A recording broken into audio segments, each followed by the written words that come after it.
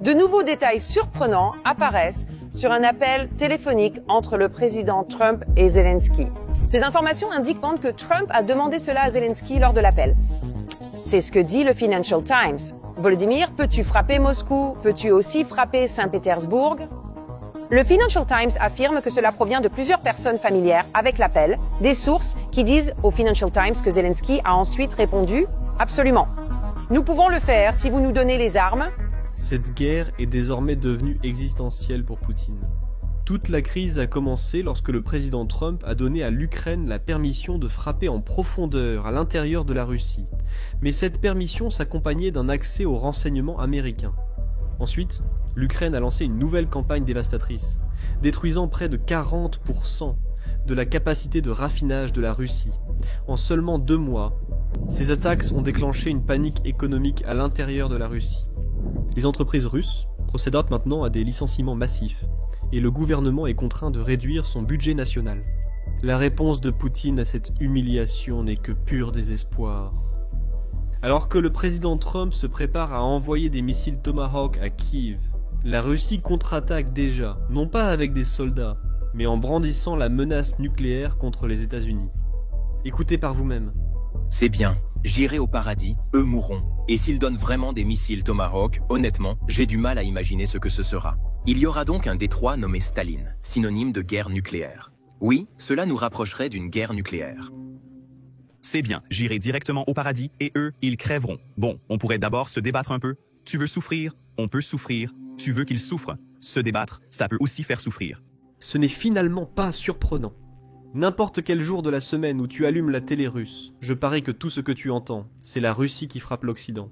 Mais ce qui est surprenant, c'est ce nouveau rapport du Financial Times. Il indique que les États-Unis ont aidé l'Ukraine à frapper les raffineries russes tout ce temps. Selon le Financial Times, les États-Unis aident depuis des mois l'Ukraine à mener des frappes à grande échelle contre les installations énergétiques russes. Selon les responsables, il s'agit d'un effort coordonné pour affaiblir l'économie de Vladimir Poutine et le forcer à venir à la table des négociations. C'est ici que les choses deviennent un peu intéressantes pour tous ceux d'entre nous qui suivent cette guerre depuis des années. Vous voyez, on peut en quelque sorte deviner la chronologie. Si on regarde les données, et si vous regardez les commentaires faits par Zelensky et Trump, vous pouvez déterminer quand cette décision a été prise. Essayons de faire cela. Donc, en juillet, environ 4% de la capacité de raffinage russe était hors service. Cela était en partie dû aux frappes de drones ukrainiens, mais aussi à la maintenance régulière. Et, comme les raffineries, elles se mettent hors service pour leurs raisons habituelles. Mais depuis août, les frappes se sont intensifiées de façon folle. À la fin du mois d'août, près de 17% de la capacité totale de raffinage russe était à l'arrêt. Et l'Ukraine avait frappé 16 des 32 raffineries que possède la Russie. Comme nous le savons maintenant, à la fin du mois de septembre, environ 40% des raffineries russes étaient hors service. En fait, nous avons vu des drones ukrainiens frapper des raffineries situées à 1400 km de la frontière ukrainienne. C'est vraiment très loin. Donc, en regardant tout cela, on peut supposer que la décision a été prise à un moment donné en juillet. Début août, l'Ukraine détruisait déjà des raffineries russes. Cet article du Financial Times détaille comment les États-Unis aident. Les renseignements américains assistent Kiev pour planifier les itinéraires, altitudes, horaires et choix de mission, permettant aux drones ukrainiens d'échapper aux défenses aériennes russes. 3 personnes proches de l'opération ont affirmé que Washington était impliqué à chaque étape de la planification. L'Ukraine sélectionne les cibles, puis Washington fournit des renseignements sur les points faibles du site. Maintenant, c'est précisément ici que je veux apporter un peu de contexte. Comme vous le savez, la Russie est trop vaste pour que Poutine la protège entièrement par des défenses aériennes. Mais ils ne veulent pas non plus garder leur défense aérienne statique. Parce qu'une fois que l'Ukraine trouve une faille dans leur couverture, elle peut simplement continuer à utiliser le même schéma pour attaquer les infrastructures russes. Donc chaque nuit, ou peut-être même plus souvent, ils déplacent leur défense aérienne et essaient essentiellement de varier leur couverture. C'est similaire au football américain. Si l'on examine seulement les données publiées chaque nuit par le gouvernement russe, on voit combien de drones ukrainiens ils disent avoir abattus en Russie.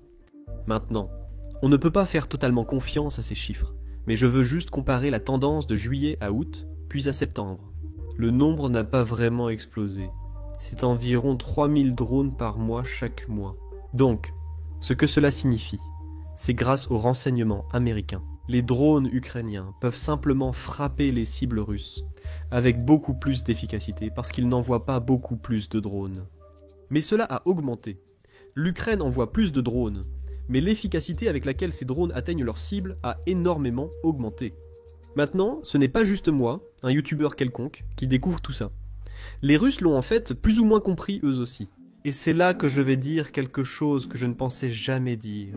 La Russie avait raison, car lors du récent sommet de l'Organisation des Nations Unies fin septembre, une réunion secrète a eu lieu entre diplomates européens et russes. Et lors de cette réunion, nous savons que la partie russe a été très ferme pour défendre ce point de vue. Que l'OTAN aide l'Ukraine à frapper à l'intérieur de la Russie. Il disait que l'OTAN aide l'Ukraine à détruire l'infrastructure militaire russe en Crimée. La Russie a prévenu les diplomates européens que si les frappes continuent, elle enverra encore des drones et avions dans l'espace aérien de l'OTAN. À ce moment-là, j'ai un peu pris ça à la légère. Je me suis dit, ce sont juste les Russes qui accusent encore toujours les Européens de tout ce que fait l'Ukraine. Mais comme nous le savons maintenant, ils avaient raison. Mais peut-être qu'on ne devrait pas être aussi surpris, parce que depuis l'arrivée du président Biden, les États-Unis fournissent des renseignements à l'Ukraine. Mais ces renseignements étaient limités aux zones à l'intérieur de l'Ukraine. Et cela incluait des zones sous occupation russe, mais qui restent néanmoins reconnues internationalement comme des terres ukrainiennes. Mais depuis juillet, cela s'est étendu pour couvrir toute raffinerie à l'intérieur de la Russie. Je ne pensais pas que les États-Unis aidaient l'Ukraine à frapper des infrastructures militaires en Russie, mais ils aident pour les raffineries. Cela a joué un grand rôle, car en se basant sur les données économiques actuelles de Russie, nous le savons. Les exportations russes ont chuté de 17% en août, reflétant la capacité de raffinage indisponible à cause des drones ukrainiens. En septembre, ce sera sans doute environ 20%, car 20% de la capacité de raffinage ont été arrêtés. La Russie devrait voir cela comme un avertissement et envisager de négocier. Si j'étais la Russie, je verrais ainsi, car Trump leur donne une chance. Il a dit qu'il voulait parler à Poutine avant d'approuver les livraisons de Tomahawk à l'Ukraine. Écoutez-le vous-même.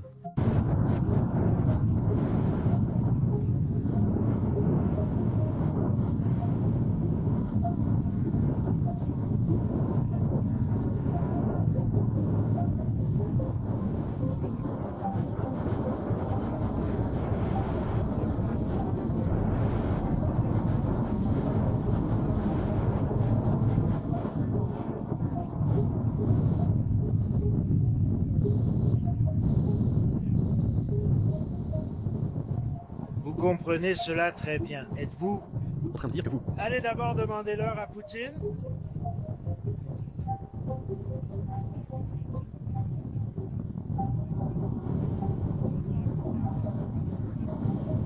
Une arme très offensive. Et honnêtement, la Russie n'a pas besoin de ça. Ils n'en ont pas besoin. Oui, je pourrais leur dire que si la guerre n'est pas réglée, il se peut très bien que nous le fassions. Nous ne le ferons peut-être pas, mais il se peut que nous le fassions. Je pense qu'il est approprié d'en parler. Je veux voir la guerre. C'est réglé, merci, mais je doute que les Russes reculent. Nous venons d'entendre le porte-parole de Poutine, Dmitri Medvedev, déclarer publiquement que la Russie n'a pas d'autre choix que de poursuivre cette opération militaire spéciale. Ce n'est pas vrai, mais les Russes refusent de reculer. De plus, la télévision russe voit déjà la proposition de Trump de discuter avec Poutine comme une moquerie des États-Unis envers la Russie. Écoutez. Je suis intrigué que Trump souhaite parler de l'envoi de Tomahawks avec Poutine. Comment ça? On peut vous frapper avec ces missiles? Voyez comme il se moque de nous, non? C'est une vraie moquerie. Il veut ses conseils. Est-ce que Poutine va refuser cette offre ou pas? Oui, on peut. Ça ne vous dérange pas si on frappe votre peuple, n'est-ce pas? Eh bien, Poutine dira que nous sommes contre. Donc, Olga, pas de roquettes? C'est un adulte, non? Cela ne peut être que sous forme de moquerie et rien d'autre. Maintenant, concernant la formation, nous avons aussi beaucoup de questions de ce genre à vous poser, mais nous pouvons aussi poser beaucoup de questions comme ça. Cela vous dérange-t-il si notre sous-marin reste en permanence basé dans la Manche? Mais nous ne leur demandons pas, Yevgeny. La véritable moquerie viendra quand les raffineries russes seront à l'arrêt des années, pas seulement quelques mois. parce que le Tomahawk cause beaucoup plus de dégâts que les drones ukrainiens à longue portée. Mais en plus de cela, pour aggraver encore la situation de la Russie, l'Ukraine ne va pas recevoir uniquement des Tomahawks. Cela va aussi inclure des missiles de croisière allemands. Parce que vous voyez, selon des rapports récents, Trump exerce des pressions non seulement sur Poutine, mais aussi sur des alliés comme l'Allemagne. Les États-Unis ont déjà livré des missiles Army Tactical Missile System, le Royaume-Uni des Storm Shadow. Le chancelier allemand Friedrich Merz avait promis pendant sa campagne électorale que s'il était élu, il enverrait des Taurus en Ukraine. Je sais qu'il n'est pas le seul dirigeant occidental à avoir promis des choses qu'il n'a pas encore tenues. J'espère qu'avec l'envoi de Tomahawk par les États-Unis, l'Allemagne enverra aussi des Taurus en Ukraine. Ce sera une grande victoire pour l'Ukraine, car il ne s'agit pas seulement d'avoir les missiles. Il s'agira aussi de l'autorisation américaine d'utiliser ces missiles pour frapper à l'intérieur de la Russie. Cela signifie que l'Ukraine pourra utiliser les Tomahawk, les Army Tactical Missile System, les Flamingo, les Neptune et bien d'autres missiles pour frapper à l'intérieur. Et cela signifie aussi que les Flamingo et les Neptune seront beaucoup plus efficaces. Grâce aux renseignements américains, ils pourront éviter les radars russes, comme ils l'ont fait avec les drones ukrainiens. Et cela signifie qu'ils n'auront pas besoin d'utiliser autant de missiles que, disons, s'ils n'avaient pas le renseignement américain. Eh bien, les Russes ne sont clairement pas contents de cela. Et ils affirment que c'est comme si les États-Unis menaient des frappes nucléaires contre la Russie. C'est ce qu'ils expliquent. Écoutez vous-même. En écoutant Trump, on comprend mal ses propos. Concernant la fourniture de Tomahawks, l'OTAN a indiqué qu'elle pourrait livrer à l'Ukraine certaines armes spéciales. Voici la déclaration.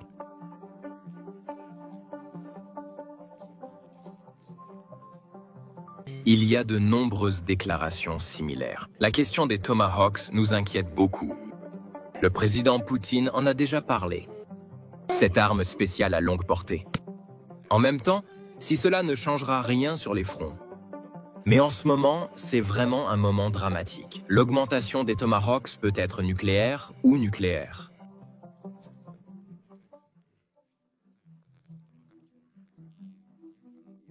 À mon avis, le vrai danger est que si cette arme est utilisée, la Russie pourrait la prendre pour un missile nucléaire.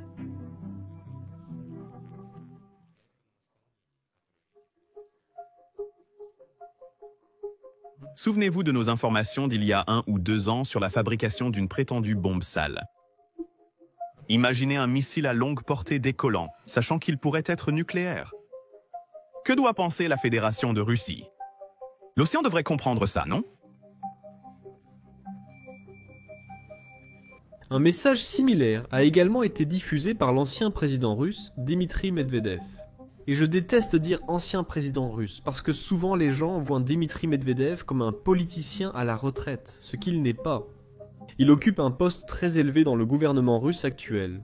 Il est le chef du Conseil de sécurité et il rencontre Poutine très régulièrement. Et il diffuse le même message selon lequel la Russie ne peut pas faire la différence entre un Tomahawk transportant une arme nucléaire et un Tomahawk qui n'en transporte pas. Ce qui est vrai, mais encore une fois, cette logique ne s'applique pas vraiment, car tout ce temps en Ukraine. Depuis 3 ans, la Russie utilise des missiles capables de transporter une ogive nucléaire. Donc, si la Russie craignait une erreur nucléaire, ou un malentendu, une frappe nucléaire, peut-être qu'il devrait arrêter d'utiliser des missiles capables de transporter des ogives nucléaires. Il est aussi essentiel de clarifier le second point, car c'est cela la propagande russe.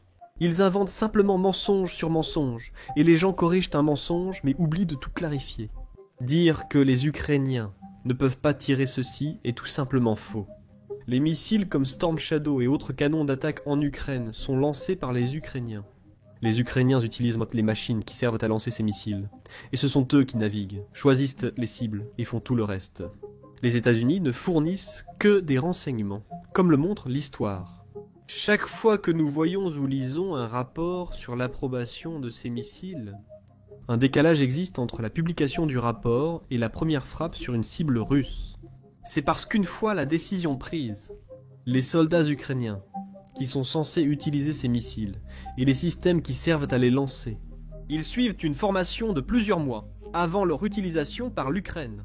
Et je suppose qu'il en sera de même lorsque l'Ukraine recevra Tora. Il en sera de même lorsque l'Ukraine recevra Tomahawk.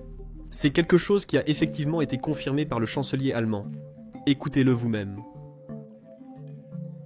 Il a toujours été clair que si nous livrons Taurus, seuls des soldats ukrainiens l'utiliseront, pas des Allemands. Comme pour d'autres missiles de croisière fournis par la Grande-Bretagne ou la France. Le souci, c'est que ce système est très complexe et nécessite au moins 6 mois de formation pour les soldats. Sont-ils déjà en train d'être Formé? Nous ne sommes pas encore d'accord.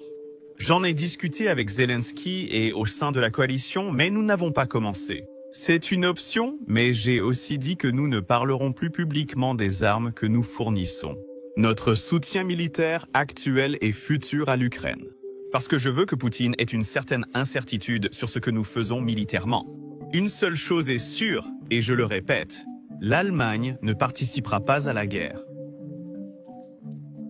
Maintenant, pour finir, je veux vous montrer un extrait assez comique que j'ai vu d'un homme politique russe, qui a été tout simplement choqué lors de cette interview.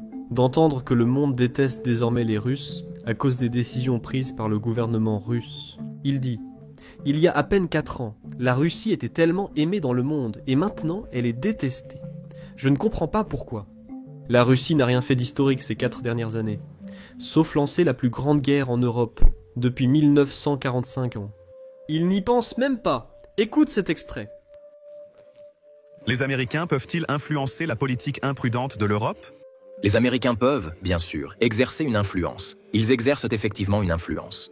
Il existe une telle haine, voire une haine unie des Européens contre la Russie, qu'il est difficile de la percer, même avec une perceuse américaine. Comment expliquez-vous cette haine folle qui a éclaté avec une telle force au cours des 4 dernières années ? Pour souligner, 20 ans d'interaction normale l'emportent d'une certaine manière sur 24 ans. Qu'est-ce qui leur est soudainement arrivé ? Je n'aurais jamais imaginé que l'Europe parlerait d'une seule voix sur la Russie, de façon aussi belliqueuse et négative envers notre pays. C'est tout ce que j'ai pour vous aujourd'hui. Si vous appréciez ces mises à jour, n'oubliez pas d'appuyer sur le bouton j'aime et de vous abonner ci-dessous. Nous visons 2 millions d'abonnés d'ici la fin de l'année.